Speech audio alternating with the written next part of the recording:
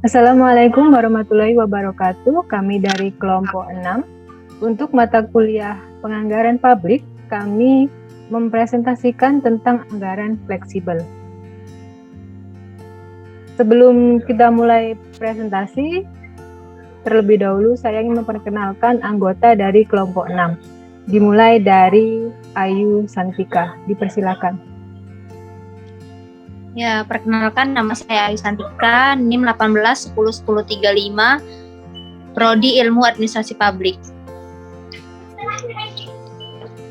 Perkenalkan nama saya Fajaya Kaputra, NIM 18101064, Prodi Administrasi Publik. Perkenalkan nama saya Juyani Putri Pratamasari, NIM 18101014, Prodi Administrasi Publik. Perkenalkan nama saya Meli Fani, NIM 18101018, Prodi Ilmu Administrasi Publik. Dan saya sendiri Sugiarti, NIM 16101157 dari Prodi Ilmu Administrasi Publik. Untuk penganggaran publik kali ini, kami ingin menjelaskan tentang anggaran fleksibel. Sebelumnya, kita ingin mengulas sedikit tentang anggaran dan penganggaran. Pengertian dari anggaran menurut Rudianto adalah rencana kerja organisasi di masa mendatang diwujudkan dalam bentuk kuantitatif, formal, dan sistematis. Untuk pengertian penganggaran perusahaan, business budgeting adalah proses menyusun anggaran guna mencapai tujuan perusahaan untuk memperoleh laba. Penganggaran memainkan peran penting di dalam perencanaan, pengendalian, dan pembuatan keputusan. Anggaran juga untuk meningkatkan koordinasi dan komunikasi. Penganggaran merupakan salah satu jenis perencanaan. Penganggaran meliputi penganggaran perusahaan dan penganggaran bukan perusahaan. Penganggaran perusahaan berarti penganggaran untuk organisasi yang bertujuan mencari laba. Sedangkan penganggaran bukan perusahaan atau penganggaran nirlaba berarti penganggaran untuk organisasi yang tidak bertujuan mencari laba. Sebelumnya kita mengulas sedikit tentang kelemahan dari anggaran tetap. Yang pertama, target anggaran yang telah ditetapkan sering tidak tercapai. Yang kedua, target anggaran yang telah ditetapkan sering terlampaui. Yang ketiga, jika asumsi dasar berubah, seluruh anggaran operasional tidak relevan lagi. Dan yang keempat, rencana kerja tidak disesuaikan dengan realisasi penjualan atau aktivitas tertentu. Selanjutnya akan dijelaskan oleh Saudari Ayu Santika. Dipersilakan. Ya, anggaran fleksibel. Anggaran fleksibel disebut juga dengan anggaran variabel, didasarkan atas pengetahuan tentang perilaku pola biaya. Anggaran fleksibel dibuat untuk suatu rentangan aktivitas, bukan hanya untuk satu tingkatan aktivitas saja, dan pada intinya merupakan suatu seri anggaran yang dapat disesuaikan pada tingkat-tingkat kegiatan yang berbeda. Idealnya, anggaran fleksibel disusun sesudah kita memiliki analisa terperinci tentang bagaimana setiap biaya dipengaruhi oleh perubahan-perubahan kegiatan. Dan anggaran fleksibel disusun berdasarkan kepada pola perilaku. Biaya di mana biaya terlebih dahulu dipisahkan menjadi dua kelompok, yaitu ada biaya tetap dan biaya variabel. Biaya tetap, biaya yang umumnya selalu konstan bahkan di masa sulit. Biaya tetap tidak terpengaruh oleh perubahan-perubahan dalam aktivitas operasi sampai pada kondisi tertentu. Kondisi di mana sesuai dengan kapasitas yang tersedia. Contohnya biaya sewa gedung dan gaji pegawai. Biaya variabel yaitu biaya yang umumnya berubah-ubah sesuai dengan volume bisnis. Makin besar volume penjualan Anda, maka makin besar pula biaya yang harus Anda keluarkan. Contohnya biaya bahan baku dan biaya tenaga kerja dalam pembuatan suatu produk adalah biaya variabel. Anggaran fleksibel merupakan anggaran yang menyesuaikan pendapatan dan beban dengan jumlah output aktual yang dicapai. Aktivitas penyesuaian anggaran melibatkan dua asumsi penting tentang perilaku biaya. Yang pertama itu total biaya variabel perubahan dalam tingkat proporsi langsung dengan perubahan aktivitasnya. Dan yang kedua, biaya tetap tidak berubah sepanjang dalam cakupan aktivitas tertentu. Anggaran fleksibel mempunyai dua karakteristik mendasar, yaitu dibuat dan disusun untuk suatu rentangan, beberapa aktivitas, bukan untuk satu tingkat aktivitas saja, dan bersifat dinamis. Anggaran ini dapat disesuaikan dengan tingkat aktivitas yang dilakukan selama masih dalam range relevan walaupun periodenya sudah berlalu. Yang kedua, ada karakteristik di atas juga merupakan kelebihan anggaran fleksibel dibandingkan dengan anggaran tetap. Kelebihan anggaran fleksibel lainnya yaitu dapat memprediksi dampak perubahan volume yang mempengaruhi pendapatan dan pengeluaran. Kelebihan anggaran fleksibel membuat beberapa jenis industri memiliki penggunaannya dibanding anggaran tetap yang bersifat kaku. Selanjutnya akan disampaikan oleh teman saya.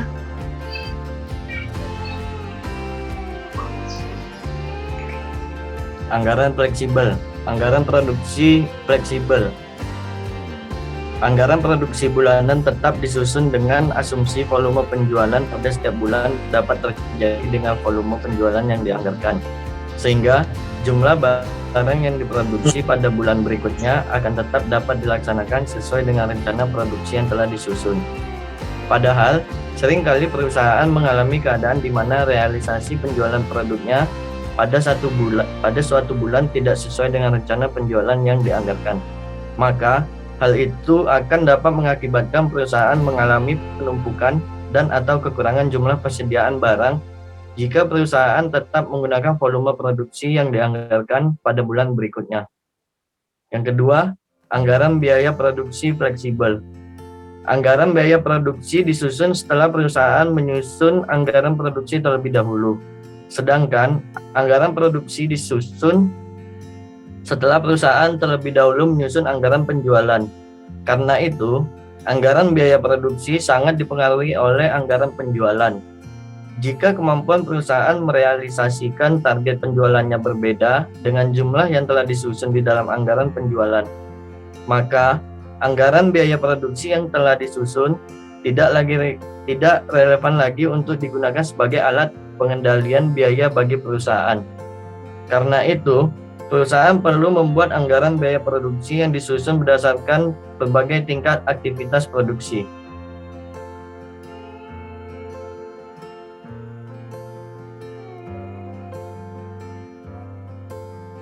Anggaran pemasaran fleksibel.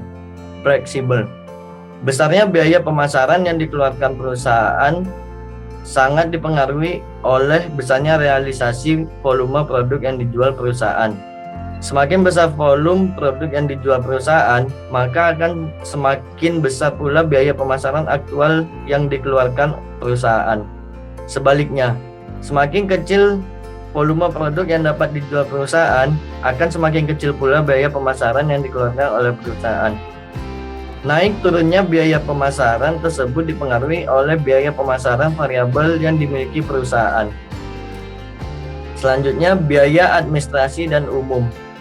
Biaya administrasi dan umum adalah biaya yang tidak memiliki hubungan langsung dengan tingkat aktivitas produksi dan tingkat aktivitas penjualan. Karena itu, biaya administrasi dan umum cenderung bersifat tetap. Berarti, anggaran biaya administrasi dan umum relatif tidak berubah walaupun terjadi perubahan volume penjualan atau perubahan volume produksi. Karena itu, di dalam proses penyusunan anggaran fleksibel, anggaran biaya administrasi dan umum akan dianggarkan dalam jumlah tetap walaupun dibuat simulasi volume penjualan atau volume produksi yang berbeda-beda.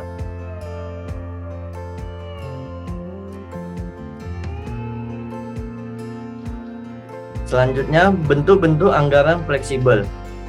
Ada 3 bentuk anggaran fleksibel yang sering digunakan, yaitu yang pertama, bentuk formula.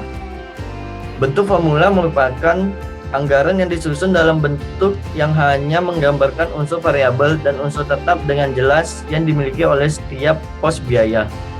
Kedua, bentuk tabel. Melalui anggaran bentuk tabel dapat dilihat berapa besarnya biaya masing-masing pos pada berbagai tingkat kegiatan atau output.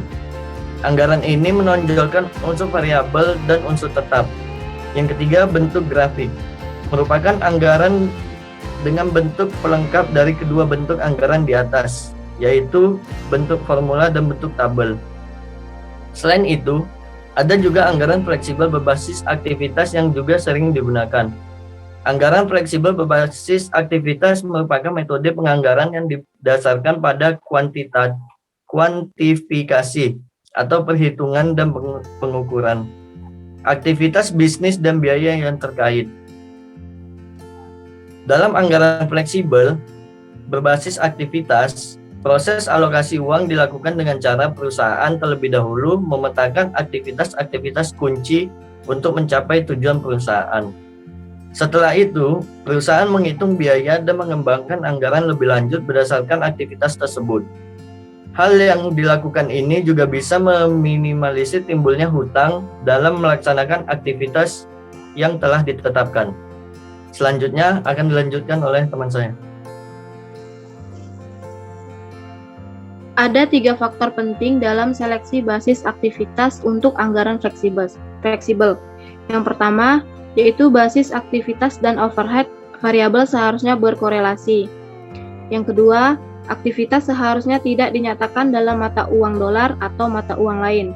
Contoh, biaya tenaga kerja langsung biasanya adalah pilihan terburuk dari sebuah basis aktivitas karena perubahan dalam tingkat upah tidak menghasilkan perubahan proporsional di dalam overhead. Yang ketiga, basis aktivitas harus sederhana dan mudah dimengerti. Anggaran fleksibel sangat bermanfaat bagi sebelum maupun sesudah periode bersangkutan tertentu. Anggaran fleksibel ini dapat membantu manajer mencoba memilih tingkat volume untuk tujuan perencanaan. Dapat juga membantu pada akhir periode ketika manajer mencoba menganalisis hasil yang sesungguhnya. Keuntungan dan kelemahan anggaran fleksibel berbasis aktivitas. Keuntungannya, bisa memberikan rincian aktivitas utama, mampu mengontrol anggaran secara lebih baik, bisa memanfaatkan sumber daya secara lebih efektif dan efisien, meminimalisir atau menghilangkan pemborosan uang, mencapai keunggulan sekaligus mengurangi beban kerja, serta mendukung sinergi dalam perusahaan. Kelemahan anggaran fleksibel berbasis aktivitas yaitu bukan metode yang ideal untuk semua perusahaan, cenderung lebih cocok untuk perusahaan besar. Pengerjaannya lebih mahal dan lama daripada penganggaran tradisional. Terkadang menggunakan asumsi yang belum tentu akurat, tergolong kompleks dan membutuhkan pemahaman yang mendalam serta memerlukan lebih banyak sumber daya manusia dalam menjalankannya. Tahap-tahap penyusunan anggaran fleksibel. Yang pertama, menentukan kisaran relevan atas aktivitas yang diharapkan berfluktuasi masa periode yang akan datang. Yang kedua, menganalisis biaya pada relevan rank dalam elemen variabel tetap dan semi variabel. 3. Memisahkan biaya berdasarkan perilakunya dan menentukan tarif untuk biaya tetap, variabel dan semi variabel. 4. Menggunakan tarif untuk bagian variabel dari biaya. Menyusun sebagai budget yang memperlihatkan biaya-biaya apa yang akan dikeluarkan pada berbagai titik operasi pada semua relevan rank. Yang kelima, melakukan analisis varians khusus overhead dan factory overhead atas biaya variabel dan biaya variabel untuk mengukur kinerja perusahaan. Contoh, seandainya para manajer dapat memperkirakan bahwa volume sesungguhnya adalah 10.000 unit, maka anggaran induk akan ditetapkan sebesar volume tersebut. Baik, selanjutnya akan dilanjutkan oleh Meli. Analisis penyimpangan anggaran fleksibel. Dalam menyusun anggaran fleksibel bisa terjadi penyimpangan varians. Pada dasarnya penyimpangan anggaran fleksibel dibagi dalam 2 kategori, yaitu 1. Penyimpangan efektivitas. Penyimpangan ini disebut juga sebagai penyimpangan volume atau penyimpangan target yang ditentukan. Contoh dari penyimpangan efektivitas yaitu target produksi yang ditetapkan perusahaan adalah 80.000 unit, tapi hanya tercapai 65.000 unit. Maka keadaan ini disebut sebagai tidak efektif. Yang kedua, penyimpangan efisiensi. Penyimpangan efisiensi terjadi karena perubahan harga per unit atau karena penggunaan input yang tidak efisien, yaitu anggaran input lebih kecil dari input aktual. Tugas dari manajemen perusahaan adalah menentukan kendala sehubungnya dengan penyimpangan tersebut dan mencari solusinya.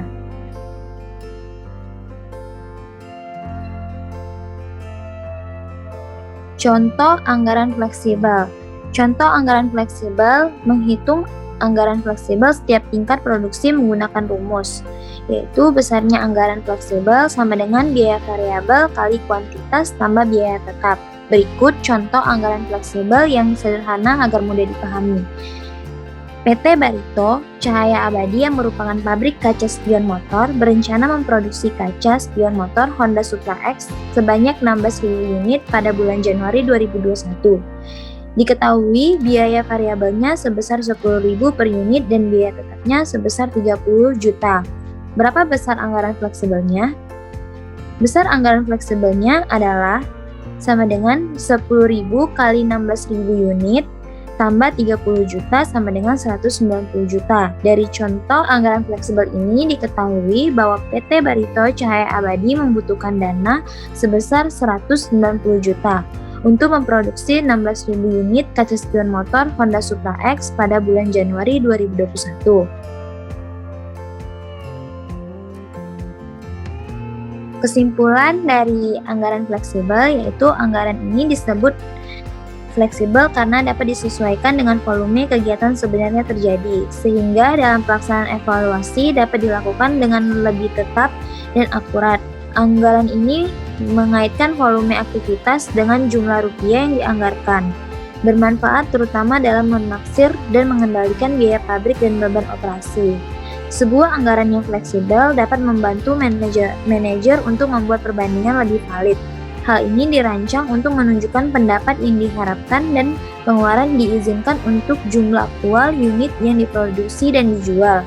Anggaran fleksibel membandingkan dengan pengeluaran aktual dan pendapatan adalah mungkin untuk membedakan efisiensi asli.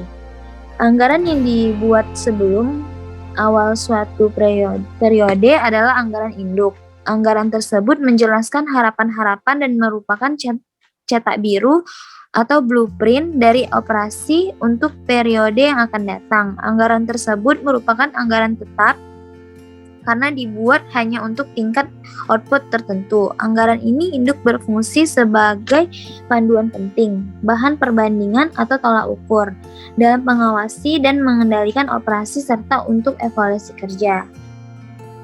Baiklah, selanjutnya saya kembalikan ke moderator. Baik, terima kasih kepada rekan-rekan dari kelompok 6 atas partisipasinya dalam menjelaskan tentang anggaran fleksibel. Demikian penjelasan kami tentang anggaran fleksibel. Terlebih dan kurang mohon maaf. Wassalamualaikum warahmatullahi wabarakatuh.